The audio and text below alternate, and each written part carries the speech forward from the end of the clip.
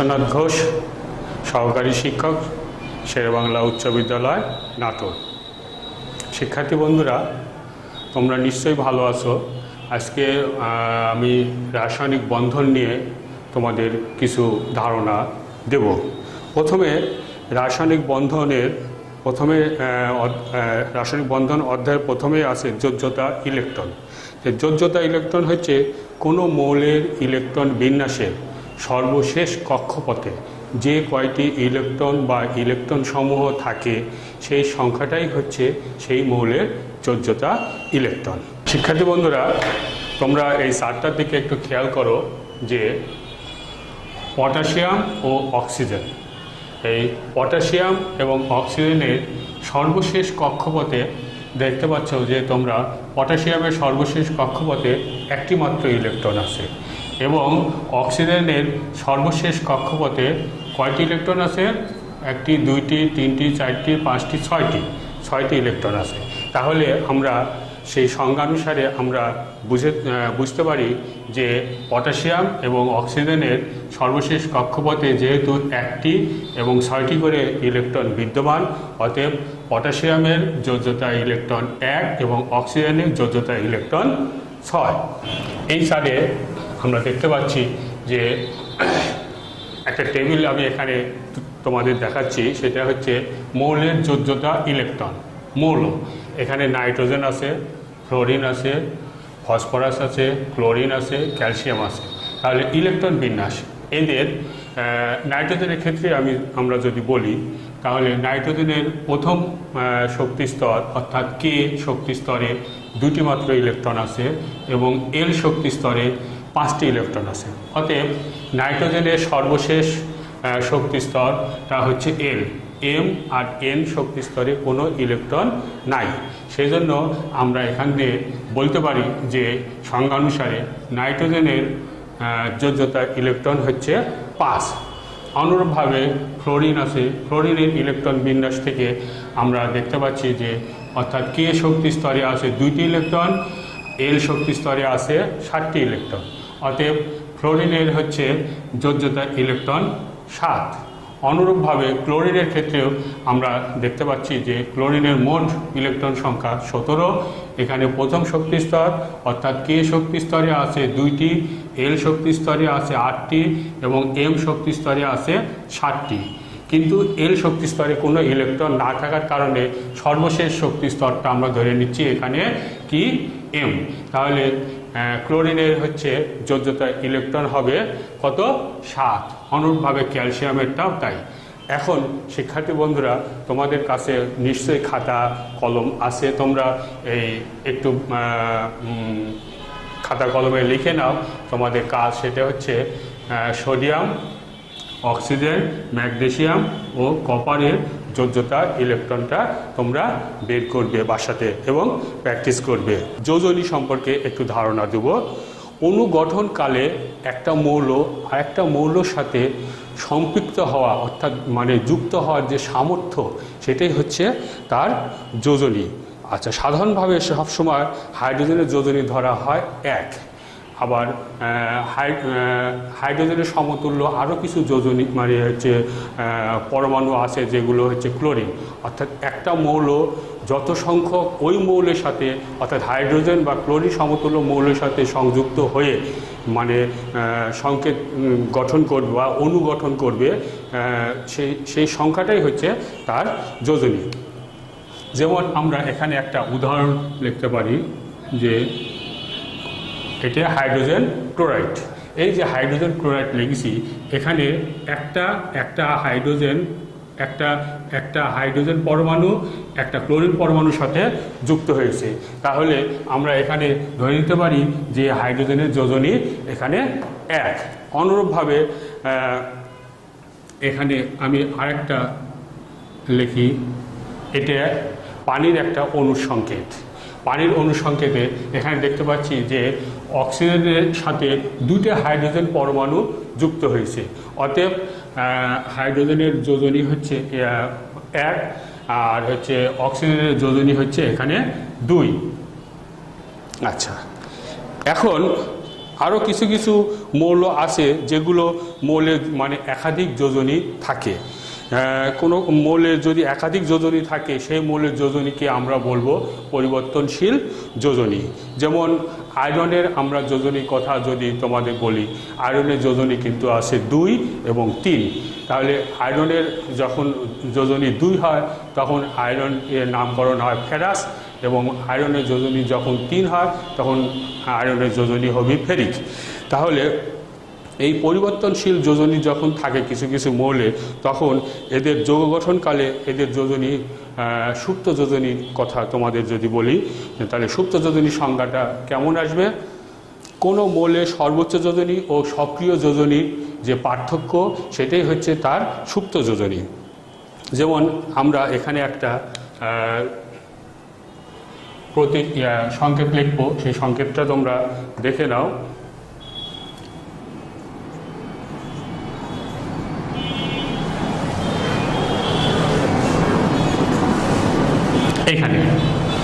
এখানে আমি লিখছি হচ্ছে ফেরাস ক্লোরাইড, ফেরাস ক্লোরাইড। আচ্ছা, তাহলে এখানে আয়রনের সক্রিয় যোজনীটা কত তোমরা নিশ্চয় জানতে পারছো, যে যেহেতু যোজনী এখান থেকে এখানে গেছে এর যোজনী, আর এর যোজনীটা এখানে আসছে, তাহলে আয়রনের যোজনী এখানে 2, কিন্তু আয়রনের সর্বোচ্চ যোজনী আছে কত? 3। তাহলে আমরা এই হচ্ছে এই যে আয়রন এখানে আছে, এটা এর হচ্ছে সর্বোচ্চ যোজনী এবং কার্যকারী যোজনী যে থাকে তার পার্থক্য যেটা থাকে সেটাকে আমরা বলবো হচ্ছে কি সুপ্ত যোজনী। তাহলে এত এর সুপ্ত যোজনী কত হবে?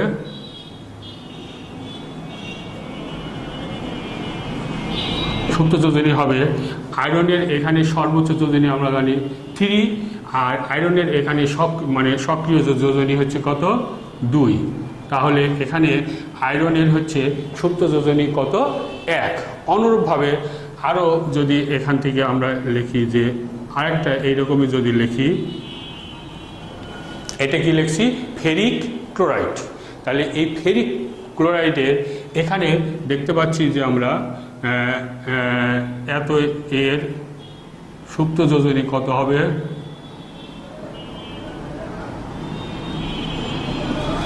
এত এর সুপ্ত যোজনী কত হবে? তাহলে এখান থেকে আমি সংজ্ঞায় যেটা বলছিলাম তোমাদের মনে আছে, হচ্ছে আয়রনের সর্বোচ্চ যোজনী কত? 3।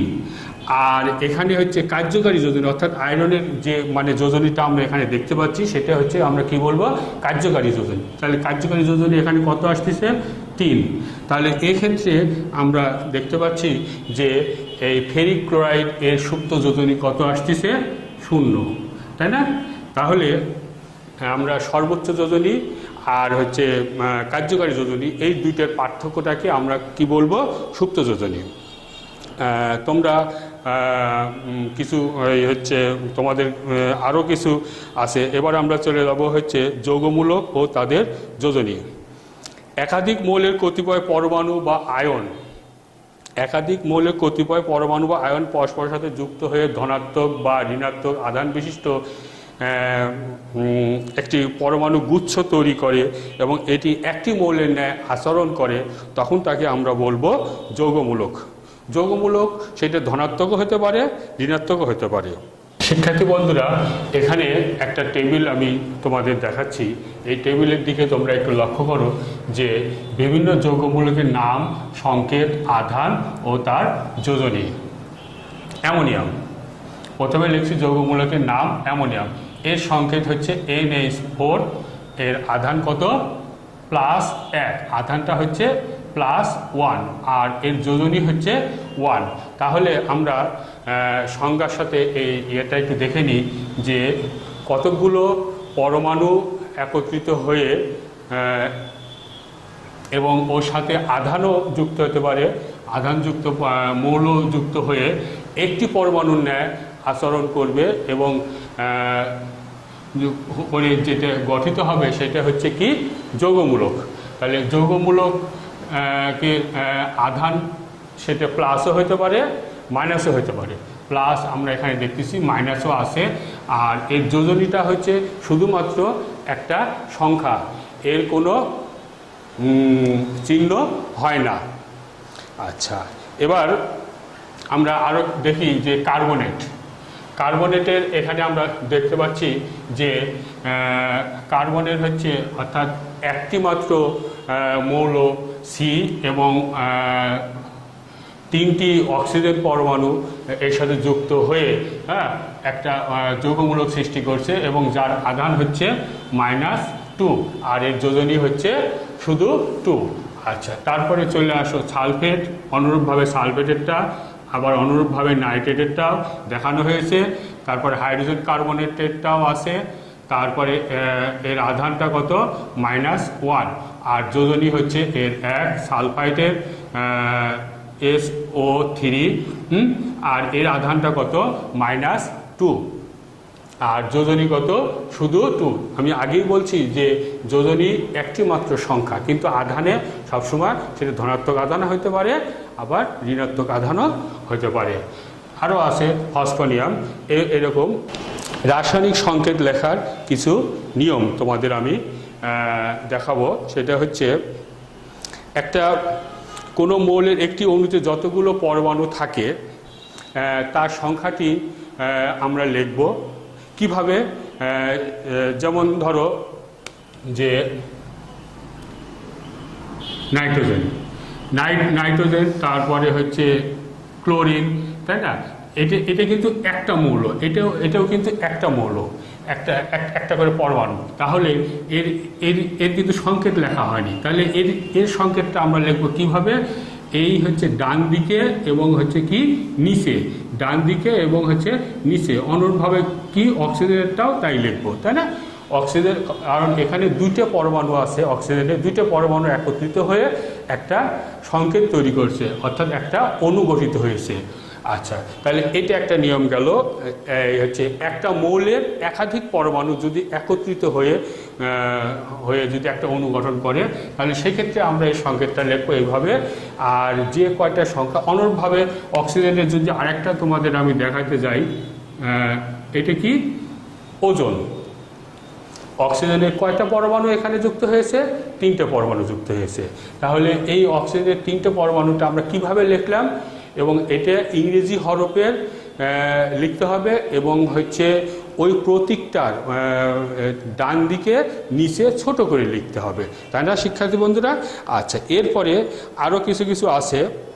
কখনো কখনো যদি আমরা 2টা মৌল নিয়ে একটা যৌগ গঠন করে, 2টা মৌল যদি 2টা ভিন্ন পরমাণুর মৌল নিয়ে যদি একটা যৌগ গঠন করে, তাহলে সেক্ষেত্রে আমরা কিভাবে এটাকে লিখব। আমরা এখানে একটা উদাহরণ লিখি, তাহলে তোমাদের আরেকটু স্পষ্ট হবে। আচ্ছা, আমি লিখলাম কি অ্যালুমিনিয়াম অক্সাইড। এখান থেকে আমরা দেখতে পাচ্ছি যে 2টা হচ্ছে মৌলের 2টা হচ্ছে ভিন্ন পরমাণু পরস্পরের সাথে যুক্ত হয়ে একটা যৌগ গঠিত হয়েছে। তাহলে এই যৌগের ক্ষেত্রে আমরা এর সংকেতটা কিভাবে লিখব। দেখো, তোমরা লক্ষ্য করো যে অক্সিজেনের যোজনী কত, 2টা আসছে অ্যালুমিনিয়ামের পাশে, আর অ্যালুমিনিয়ামের যোজনীটা হচ্ছে 3, ওর যোজনীটা গেছে হচ্ছে কার পাশে, অক্সিজেনের পাশে। তাহলে এইভাবে পরস্পর। তবে এখানে আরেকটা কথা আছে, যদি এদের যোজনীগুলোকে কোনো সাধারণ কোনো সংখ্যা দ্বারা যদি বিভাজ্য না যায়, তাহলে সেই ক্ষেত্রে এইটা। এখন কথা হচ্ছে যে যদি কোনো সাধারণ কোনো সংখ্যা দ্বারা যদি এগুলো বিভাজিত হয় বা ভাগ যায়, তাহলে সেক্ষেত্রে আমরা কেমন করে লিখব। তারও আরেকটা আছে সাধারণ সংখ্যা দ্বারা, যেমন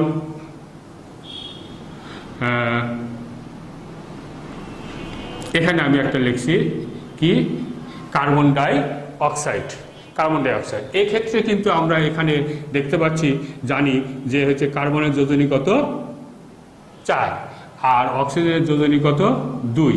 তাহলে এই যে 2 আর 4, এই 2 আর 4কে আমরা তখন কি করব, একটা সাধারণ একটা সংখ্যা দ্বারা কি করব, ভাগ করব। সাধারণ সংখ্যা কি দ্বারা ভাগ যাচ্ছে, 2 দ্বারা ভাগ যায়। এর এর ভাগফলটা আসতেছে কত 2 আর এর ভাগফলটা আসতেছে কত 1। তাহলে সেই জন্যই আমরা এই কার্বন ডাই অক্সাইডটাকে আমরা এইভাবে লিখি, যদি এদের যোজনীগুলো কোনো সাধারণ কোনো সংখ্যা দ্বারা যদি ভাগ যায় তাহলে সেই ভাগফলটা করে তাদের পাশাপাশি পরস্পরেরটা পরস্পরের কাছে মানে একজনের যোজনীটা আরেকজনের কাছে, আরেকজনের যোজনীটা আরেকজনের কাছে লিখতে হয়। তাহলে এখানে আমরা পাইলাম যে কার্বনের যোজনী ভাগ করে সাধারণ সংখ্যা দ্বারা 2 দ্বারা ভাগ করে পাইলাম 2, আর অক্সিজেনেরটা 2 দ্বারা ভাগ করে পাইলাম কত 1। তাহলে এই অক্সিজেনের এই যোজনী এখানে 1, এইখানে না লিখলেও চলে, 1 মানে 1 লিখলেও হয়, না লিখলেও হয়, কিন্তু 2 যেহেতু এটার ভাগফল, সেই ভাগফলটা এখানে কিন্তু লিখতে হবে। তাহলে এই গেল। এবার শিক্ষার্থী বন্ধুরা তোমাদের আমি দেখাবো গাঠনিক সংকেত।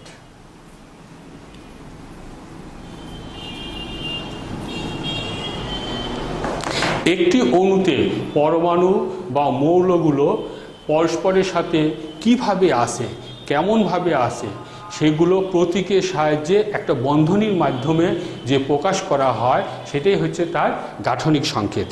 গাঠনিক সংকেতগুলো আমি কিছু গাঠনিক সংকেত তোমাদের দেখাই। যেমন এখানে আমি প্রোপেন লিখছি, প্রোপেনের এখানে একটা গাঠনিক সংকেত আমি এখানে লিখছি। দেখো যে প্রোপেনের সংকেতটা কি, আণবিক সংকেত হচ্ছে C3H8।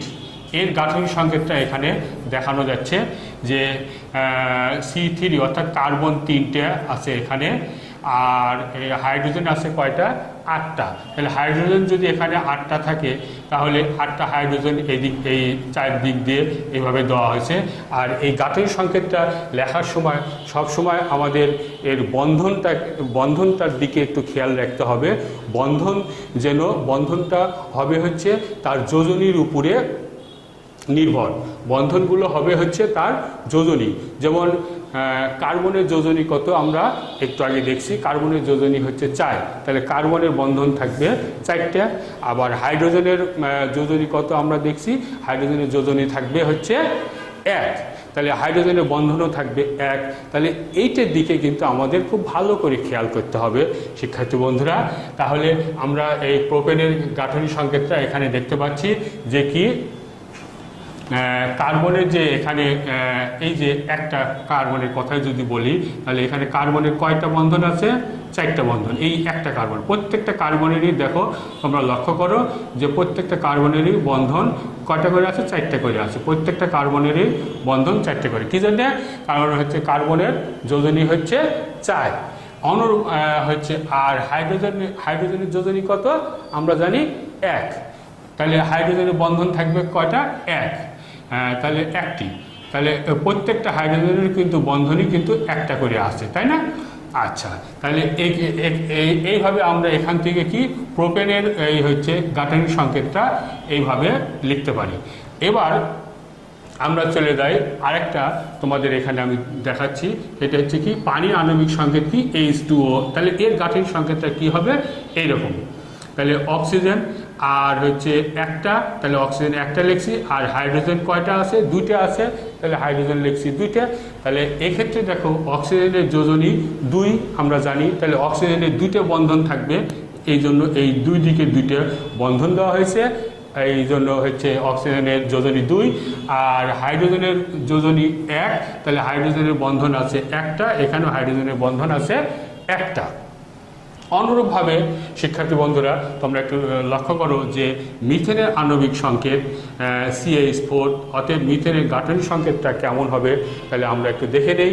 তাহলে মিথেন অর্থাৎ CH4, কার্বন এখানে কয়টা 1টা, আর হাইড্রোজেন হচ্ছে কয়টা 4টা। তাহলে 4টা হাইড্রোজেন আমরা 4 দিকে দিয়েছি, আর মাঝখানে রাখছি হচ্ছে কাকে, কার্বনকে। আচ্ছা, এখানে কার্বনের যোজনী 4 আর হাইড্রোজেনের যোজনী 1, সেজন্য কার্বনের এখানে বন্ধন হয়েছে কয়টা 4টা, আর হাইড্রোজেনের বন্ধন হয়েছে প্রত্যেকটা হাইড্রোজেনের বন্ধন হয়েছে 1টা করে। এখানে এটা লেখার সময় তোমরা আরেকটু খেয়াল করবে, সেটা হচ্ছে যে প্রতীকটা বা যে মৌলটার যোজনীটা সবচেয়ে বেশি, সেটাকে রাখতে হবে মিডিলে এবং প্রথমে আগে ওইটাকে লিখতে হবে। আর যেগুলোর যোজনী মানে কম, অর্থাৎ হচ্ছে 1, 2, 3 বা হচ্ছে কম, সেগুলোকে লিখতে হবে সাইড দিয়ে, যাতে ওইটা লেখার সময় এটার কোনো অসুবিধে না হয়। শিক্ষার্থী বন্ধুরা, তাহলে আমরা গাঠনিক সংকেতটা দেখলাম। এই যে 3টে আমি এখানে যৌগ লিখছি, এই 3টে যৌগ তোমরা গাঠনিক সংকেত লিখবে খাতাতে, লিখে বাসাতে প্র্যাকটিস করবে যে গাঠনিক সংকেতটা কেমন হয়। প্রতিটি মৌলই তার সর্বশেষ শক্তি স্তরে নিষ্ক্রিয় গ্যাসের ইলেকট্রন বিন্যাসের প্রবণতা দেখায়। আচ্ছা, হিলিয়াম ছাড়া সকল মৌলরই কিন্তু হচ্ছে সকল নিষ্ক্রিয় গ্যাসের মৌলরই কিন্তু 8টা করে ইলেকট্রন থাকে সর্বশেষ কক্ষপথে। তাহলে শক্তিস্তরে 8টি করে ইলেকট্রন বিদ্যমান। অনুগঠনকারী কোনো মৌল ইলেকট্রন গ্রহণ, বর্জন বা ভাগাভাগি মাধ্যমে যে তাদের সর্বশেষ শক্তি স্তরে যে 8টা করে ইলেকট্রন সাজিয়ে নেয়, সেই 8টা করে সাজিয়ে নেওয়াটা এবং নিষ্ক্রিয় গ্যাসের ইলেকট্রন বিন্যাস যে লাভ করে, সেটাই হচ্ছে কি, একেই বলে হচ্ছে অষ্টক নিয়ম। তাহলে অষ্টক নিয়মটার ক্ষেত্রেও আমরা এটা মানে দেখতেছি। অষ্টক নিয়মের থেকে আরেকটা নিয়ম আছে, সেটা হচ্ছে 2-এর নিয়ম। শিক্ষার্থী বন্ধুরা, 2-এর নিয়মটা কিন্তু অষ্টক নিয়মের থেকে অধিকতর কার্যকরী এবং যুগ ও উপযোগী। আচ্ছা, অষ্টক নিয়মের কিছু কিছু সীমাবদ্ধতা থাকার কারণে এই 2-এর নিয়মটা বিজ্ঞানীরা উদ্ভাবন করেছে। 2-এর নিয়মটি অষ্টকের নিয়ম থেকে অনেকটা ভালো এবং হচ্ছে গুরুত্ব দিয়ে এটি করা হয়। নিষ্ক্রিয় গ্যাস সময় সর্বশেষ শক্তি স্তরে যেমন 2টি বা 8টি ইলেকট্রন থাকে। 2-এর নিয়মে অর্থাৎ অনুগঠনকালে 2-এর নিয়মে বলা হয়েছে যে জোড়া ইলেকট্রন থাকবে। এই জোড়া কত জোড়া, অর্থাৎ কয় জোড়া ইলেকট্রন থাকলেও, তাহলে কয় জোড়া বলতে আমরা কি বুঝি? 2টি। এই 2টিটাই হচ্ছে কি 2-এর নিয়ম। তাহলে এটা আমরা একটু দেখে নিই শিক্ষার্থী বন্ধুরা। এখানে অষ্টকের নিয়ম, অষ্টক নিয়মের কথা আমি তোমাদের বলি। দেখো যে মিথেন অণুতে এখানে অষ্টক নিয়মটা দেখানো হয়েছে যে সর্বশেষ কক্ষপথে যে 8টা করে এরা যে ইলেকট্রনগুলো যে যুক্ত হয়েছে, কিভাবে যে কার্বনের সর্বশেষ কক্ষপথে আমরা কার্বনের যদি আমরা ইলেকট্রন বিন্যাস যদি এখানে দেখি, প্রথম অর্থাৎ কে শক্তি স্তরে কয়টা থাকবে ইলেকট্রন? 2টি। তারপরে থাকবে কয়টি? 4টি। এটা হচ্ছে কার্বনের যদি আমরা ইলেকট্রন বিন্যাসটার দিকে খেয়াল করি, তাহলে এই কার্বন যখন হচ্ছে যৌগ গঠন করবে, তখন এ কী করবে? এর সর্বশেষ কক্ষপথে নিষ্ক্রিয় গ্যাসের ইলেকট্রন বিন্যাসের প্রবণতাটা ও দেখাবে বা ওইটা ও নির্ণয় করতে চাবে। তাহলে সেক্ষেত্রে ও আরও যেহেতু সর্বশেষ কক্ষপথে 4টা ইলেকট্রন আছে, তাহলে 4টা ইলেকট্রনে তো ও আর হচ্ছে যৌগ গঠন করতে পারতেছে না, তাহলে এর লাগবে হয় জোড়া ইলেকট্রন। তাহলে জোড়া ইলেকট্রনে না গিয়ে আমরা প্রথমে দেখি অষ্টক নিয়মেরটা দেখি। অষ্টক নিয়মে যদি আমরা এই মিথেন, এই যে CH4, তাহলে এখানে আমাদের কয়টা আছে? হাইড্রোজেন 4টা আছে হাইড্রোজেন। তাহলে 4টা হাইড্রোজেন যদি এখানে যায়, যদি এইভাবে যুক্ত হয়, তাহলে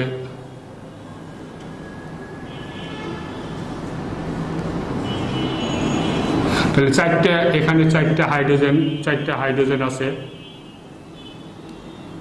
তাহলে 4টা হাইড্রোজেনের দেখো শিক্ষার্থী বন্ধুরা, তোমরা লক্ষ্য করো যে এখানে 2টা, 4টা, 6টা, 8টা ইলেকট্রন হয়েছে।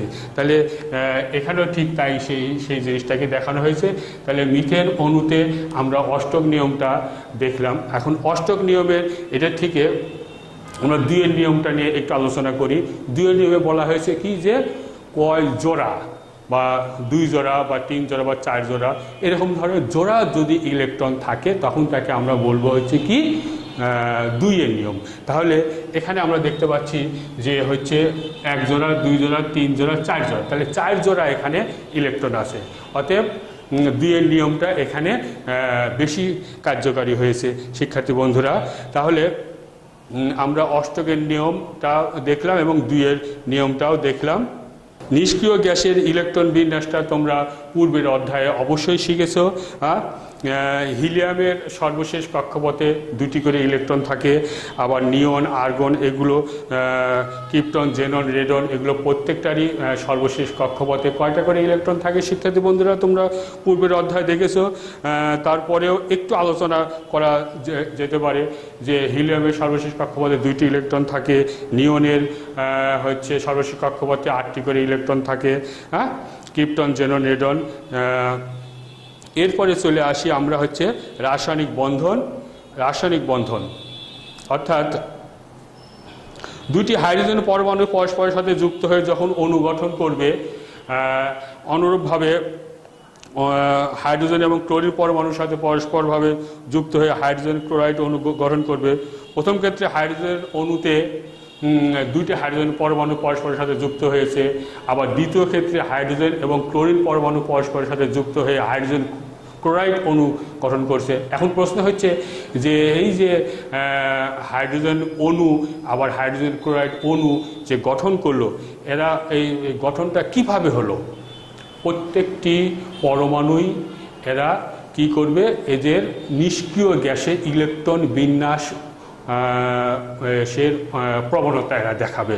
এই ইলেকট্রন বিন্যাসের প্রবণতাটাই হচ্ছে এদের হচ্ছে রাসায়নিক বন্ধনের মূল কারণ। আচ্ছা, আর এই নিষ্ক্রিয় গ্যাসের ইলেকট্রন বিন্যাস অর্জন করার পরে এদের মানে যখনই প্রাথমিক অবস্থা একটা মৌল, স্বাভাবিক অবস্থায় একটা মৌল কিন্তু মানে স্থিতিশীল থাকে না, ওর হচ্ছে সর্বশেষ কক্ষপথে কিন্তু অষ্টক ইলেকট্রন মানে ইলেকট্রন দ্বারা মানে পূর্ণ থাকে না সর্বশেষ কক্ষপথে, সেটা 8টা দ্বারা পূর্ণ থাকে না।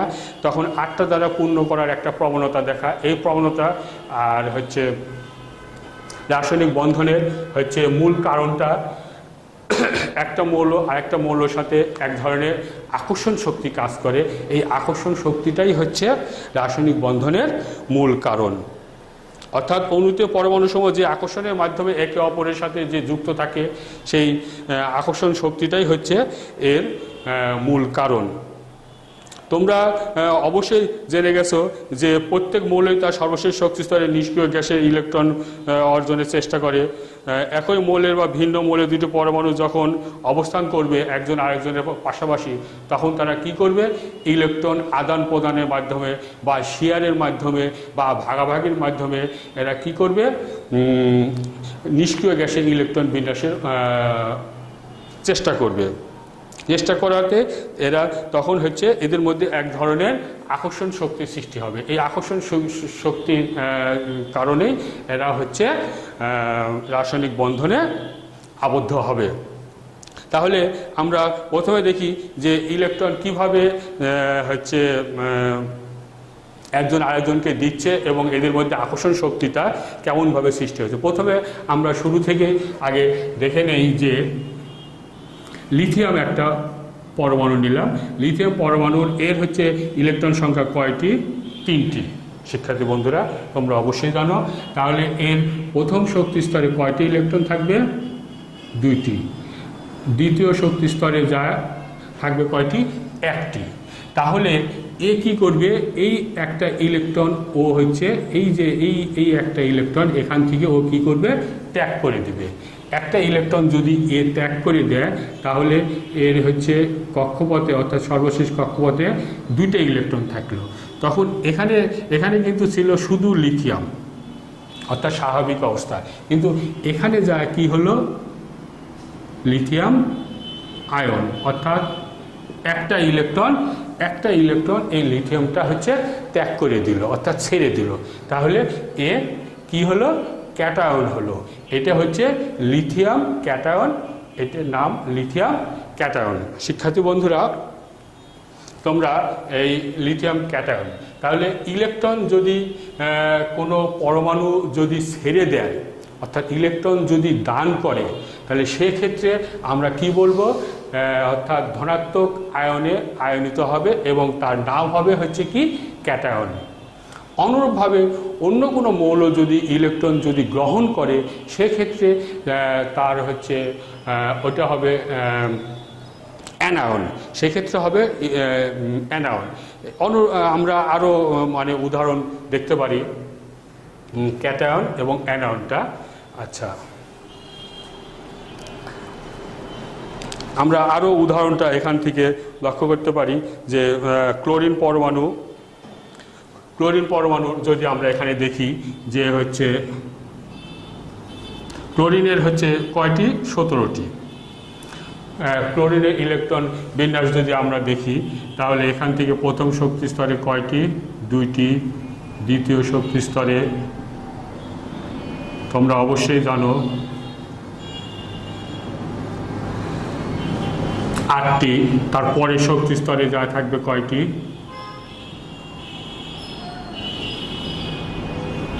সর্বশেষ শক্তি স্তরে এখানে থাকলো কয়টি, 7টি। তাহলে এই যে ক্লোরিনটা যে আমি লিখলাম, এই যে ক্লোরিন যে 17, হ্যাঁ, এই ক্লোরিনের সর্বশেষ কক্ষপথে কিন্তু এর হচ্ছে নিষ্ক্রিয় গ্যাসের ইলেকট্রন বিন্যাসের একটা নিষ্ক্রিয় গ্যাসের ইলেকট্রন বিন্যাসের প্রবণতা এই সৃষ্টি করবে। সেই ক্ষেত্রে ও কী করবে, এই লিথিয়ামের এই যে এই একটা ইলেকট্রন ও এখান থেকে নিয়ে নিলে কি হয়ে যাবে, পরে কি হয়ে যাবে, ক্লোরিন আয়ন, ঋণাত্মক আয়ন। এই ক্ষেত্রে আমরা এটাকে বলবো কি, ক্লোরিন অ্যানায়ন। শিক্ষার্থী বন্ধুরা, আজকে এই পর্যন্তই রাখি। সবশেষে আমি তোমাদের বলি যে তোমরা স্বাস্থ্যবিধি মেনে চলবে, তোমরা সব সময় বাড়িতে থাকবে, জরুরি প্রয়োজন ছাড়া বাড়ি থেকে বের হবে না, আর বাড়ি থেকে বের হলে অবশ্যই মাস্ক ব্যবহার করবে, আর বেশি বেশি করে সাবান পানি দিয়ে হাত ধৌত করবে। আর মনে রাখবে, তুমি সুস্থ থাকলে তোমার পরিবার সুস্থ থাকবে এবং তখনই দেশ ভালো থাকবে। সবাইকে ধন্যবাদ, আজ এখানে রাখছি, আবার আগামী দিন দেখা হবে।